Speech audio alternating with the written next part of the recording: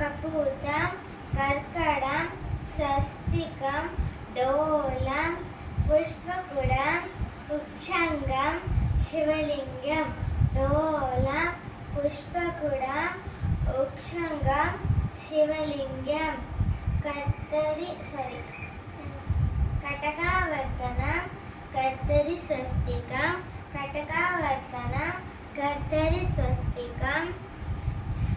శగడం, శంఖ, చక్రం,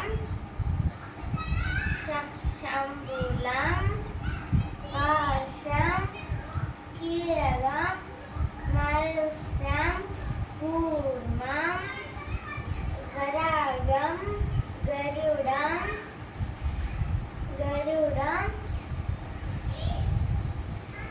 నాగవందం, కట్వ, వేగుడం.